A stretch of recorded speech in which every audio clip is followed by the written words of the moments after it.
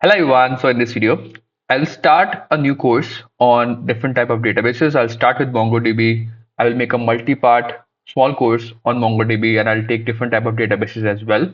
I'll try to show you how you can locally install them, what are their production use cases.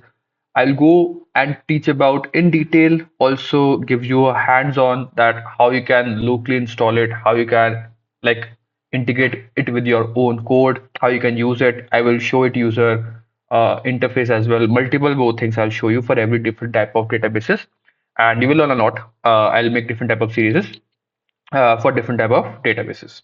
So let's start with MongoDB, as I think that it's a fun type of database to learn, and I'm also learning it around this whole way. So let's start with MongoDB first. So I will attach this document in the description of this video. Although I'll make another document more descriptive, and you can find that on my TalkMate account. I will link that also in my description of this video, and I will keep on adding more and more stuff there. And if you want to also schedule an interview, you can go check it out, that TalkMate account. Cool. So let's start with MongoDB here. So MongoDB is a non-SQL document-oriented database. Now, I think so. You might know non-SQL, although I have added some, uh, you can say differentiation between SQL and non-SQL here. But more on this can be searched in different videos. There are a lot of different videos online to search upon what is non-SQL and SQL databases. I'll not go much into detail here. But MongoDB is a non-SQL database with a document-oriented database type of format. So what is document-oriented? That you will understand more when you go into deep. I'll tell you more in this video. What does document-oriented databases mean? But in short, document is that this is an object, a JSON object, and this in terms of Mongo can be taken as a document. Okay, so this object is a document in Mongo, and because it stores these type of JSON objects, it's called a document-oriented database. Okay, that is in simple terms what MongoDB helps store with. Now, instead of storing data in tables, rows, and columns like MySQL, MongoDB stores in form of documents that, like these type of document, it stores the data in documents, which is written in JSON like format called BSON, or you can say binary JSON. So this is some example of how a document is stored in Mongo. I'll take more examples down this more document. So now coming down to what is the difference between SQL and non-SQL, or you can say Postgres or non-SQL like MongoDB. So in SQL you have a fixed schema, and in Mongo you have a schema-less structure. Now let's take this example or take this point for a couple of seconds. What does this mean? Let's take an example that you have a table-like structure. I'll change my color here. Let's assume you have a table-like structure in SQL. You have a table in SQLDB. So let's assume this is some ID. You have some user table in SQL. You have ID, you have name, you have maybe date of birth, and so on. So you have a table like this. Similarly, if you want to make the same thing for a non-SQL like MongoDB, you can make an object like this, and you can make, let's assume, ID. You can store some ID like this. You can like name, date of birth. So this is some sort of a JSON object which stores all this like this. In this, when you insert like this, it will be inserted like a row. This is a document that is inserted in some collection. Okay, I'll talk about more collection documents later. But the difference here about this point is, let's assume now you want to insert one more field called father's name. So father's name, you will insert one more column. And now one more column is added for every row. So a lot of space is added here for every row. But let's assume I only want to store father for a certain user only. Let's assume only for one user, you just want father. So instead of adding in all the objects, I will just add father name in one of these objects.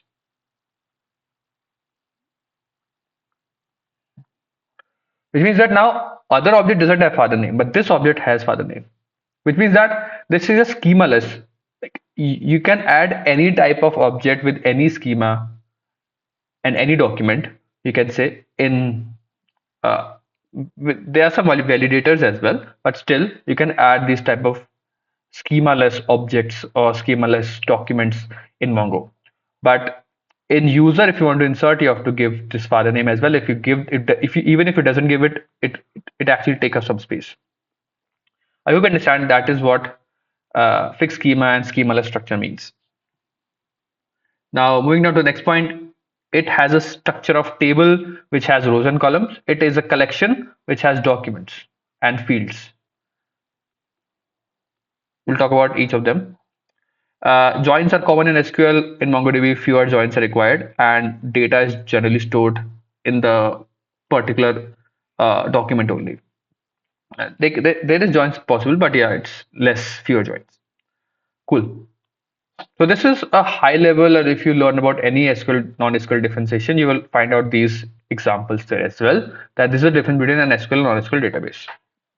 Now, where Mongo is used, as you can see, it's very standard that Mongo is used for storing user profiles. So generally think that whenever you have a database in which your schema can might change a lot and you want faster reads, your reads is higher than your writes. And other thing is that maybe you want a similar type of data to reside at one place. Okay, don't want a lot of joins because you want to minimize the joins. Then more of the this MongoDB is useful. So it stores user profile, all the user data. So let's assume when you go to user page, all the user data loads at once. Okay, so which means that that should reside at one document. It can easily be just fetched by user ID and you can load it. So that is what the benefit of Mongo comes into place. You have activity logs. All the logs of a certain activity can be stored in one object or one document.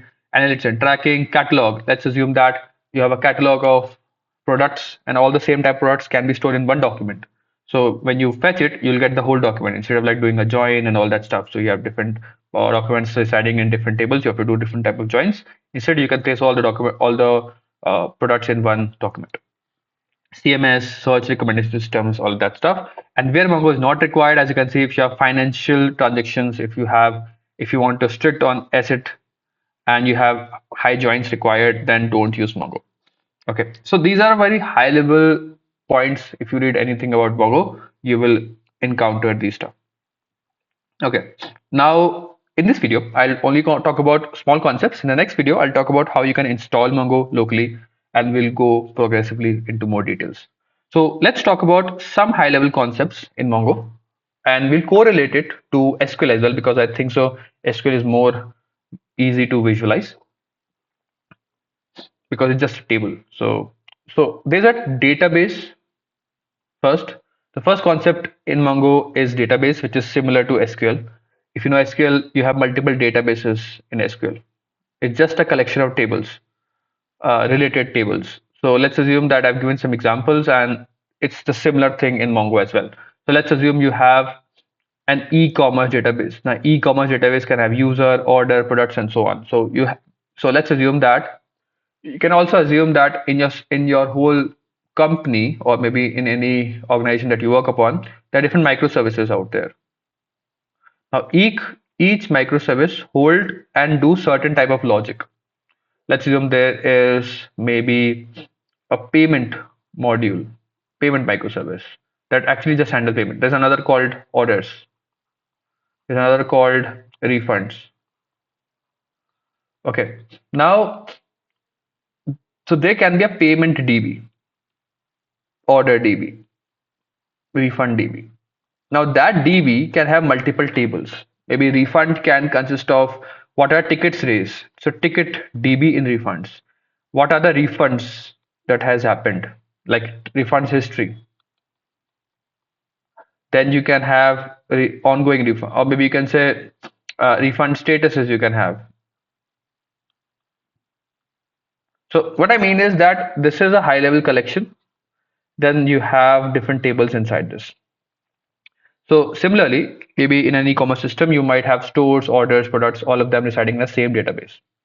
Okay, MongoDB can have, again, you can have multiple databases. Databases are isolated from each other. So one database is differentiated. So if you have payment DB, payment database, it's different from a user database. Now, user can have multiple more tables. And in MongoDB, tables can be correlated to collections. Okay, so that is a simple one-to-one relation that in SQL you have tables, but in Mongo you have collections. Collection is a group of similar documents. Okay, so now you have a table. Okay, you can understand there's some table in Mongo. Now, what you do, you store data in table.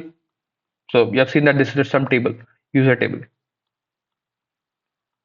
and in table you store data, and the data is rows.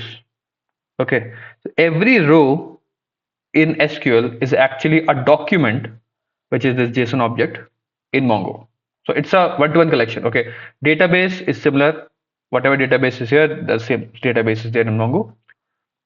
Collection is, you can say, table. So a table in SQL is a collection in Mongo.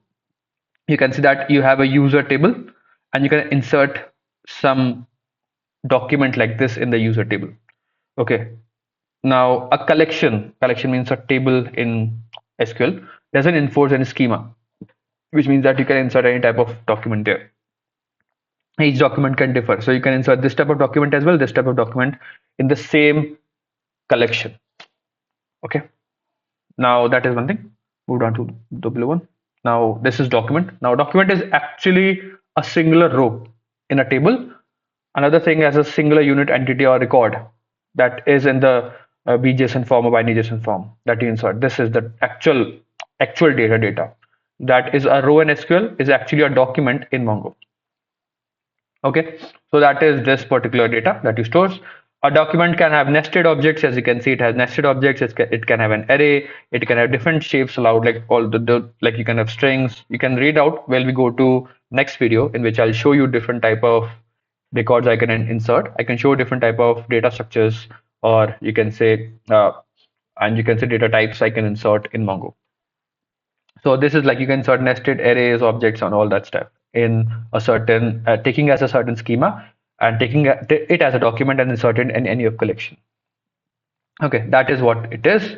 And now every field like this is an actual field in a particular document. Okay, so this is one field. So now high level, you should now correlate understood that you now have a database, you have a collection, then you have a document, and then every document has these fields, these key value pairs. So these are the high level components of a MongoDB. MongoDB. Okay. And now, as you can see, like every key value can have, let's assume this is a string data type, this is a field number data type, array, boolean, date. I'll show you more. But these are different type of data types you can store as a key value pair, and these are the fields. Okay, fields can again be have nested arrays, all that stuff. And one more thing, last thing that it is there, how you can uniquely identify. So in SQL also, you should have a primary key. Okay, that is ID. Similarly, in Mongo, whenever you can create any document, you will have to give a unique identifier that is global. Okay, and that should be like in this format _ID. That is a primary key from the MongoDB document. It is having some properties. It should be 12 bytes, globally unique. It will be automatically indexed by the system. I'll show you indexes as well. We'll go deep into indexes as well. But that is what why it matters. It's look for fast lookup, enforce uniqueness, because every ID should be unique. Use for sharding, for replication, all that stuff we'll discuss later. But these are different type of high level, you can say, terminologies for Mongo. Okay, you have, again, I'll go over database, collection, document, fields, and this ID. And if you understood all of this, you're now good to go for Mongo. In the next video, we'll locally install Mongo and visualize it using Mongo Compass. And that's it. I think so. This is very good for the very first video to visualize it and understand it. Next video, we'll understand more into Mongo. So I hope you understand this particular concept. If you still have any doubts, you can mention in the comment box of this particular video. I will see you in the next one, recording, and bye.